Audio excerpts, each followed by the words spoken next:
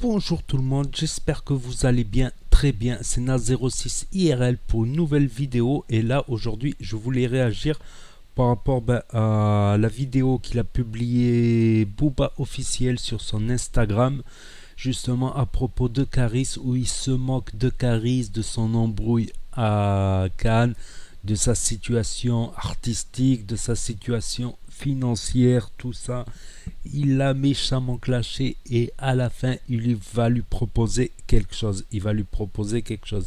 Donc je vais vous laisser écouter la vidéo et après je vais vous dire deux trois trucs aussi qui m'ont fait marrer quelque part doublement.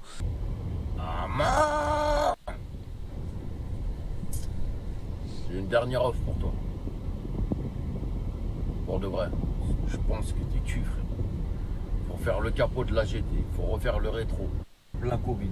Faut la remonter à Paname parce que t'as fait le mec, t'as les campings, t'es descendu Sevran Paname en Mercedes. Tu mangeais des triangles à la station au sens. Hein? T'es cul, frérot, t'es cul. T'as fait ton dernier live franglo éclaté. Ton album, c'est sûr, il va pas marcher.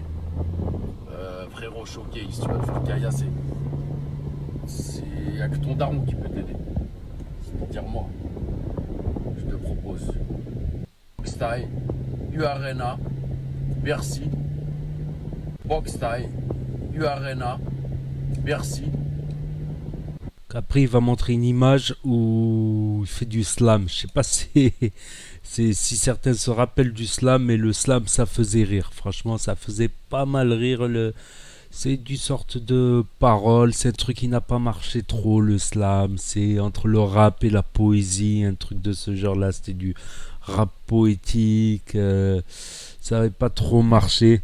Donc là il s'est bien moqué de Caris, de son embrouille à Cannes. Bon, j'ai fait des vidéos sur cette embrouille à Cannes, voilà, si vous n'avez pas eu l'information, vous cliquez sur le petit i, vous avez toute mon analyse, décryptage et mon avis à propos de cette embrouille qui, je pense, est finie, je crois. Donc, et aussi quelque chose qui m'a fait tilter, qui m'a fait réagir sur cette vidéo, c'est que Booba, justement, il y avait des fuites, des infos qui ont été partagées par l'autre, comment il s'appelle? Comme quoi, Booba, il avait au moins passé une ou deux années à Cagnes-sur-Mer. C'est à côté de Cannes, Cagnes-sur-Mer. Donc, quelque part, Booba, il s'est senti un peu bien qu'il y ait des mecs de Cannes, de cette région-là, qui s'en sont pris à Caris. Quelque part, pour lui, ça doit lui rendre deux fois plus heureux. Il était sur Vence, Saint-Paul-sur-Vence, quelque chose comme ça. Ils ont montré une photo de lui quand il était à l'école. Puis après, il est reparti dans le 9-2. Donc ça avait fait un grand débat, ça, que Booba. Après, ça n'a rien à voir, les deux affaires, l'embrouille de Caris à Cannes, avec, c'est pas des fans de Booba ou des sympathisants spécialement de Booba. Voilà, l'embrouille, elle avait commencé à cause d'une bagarre, justement, d'une bagarre à plusieurs contre un, je sais pas quoi. Il y a plusieurs versions qui ont été dites, tout ça, je l'explique bien dans les vidéos là-dessus. Mais Booba, et en plus, il lui propose un combat de boxe taille. Parce que si mes souvenirs sont bons, les premières propositions de combat, ça n'avait pas marché parce que Caris, il voulait de la boxe anglaise et Booba, il voulait du MMA. Pied-point plus lutte, voilà. Truc où tu peux presque tout faire. Et là, c'est vrai que la boxe taille, c'est de l'entre-deux. Il lui propose à Bercy. C'est vrai que s'ils remplissent Bercy, le public, la recette du public, plus s'ils font les billets chers, en plus, style, ça va être du 100 € pour aller assister au combat, minimum 150 € presque, pour assister, et bien plus au marché au noir.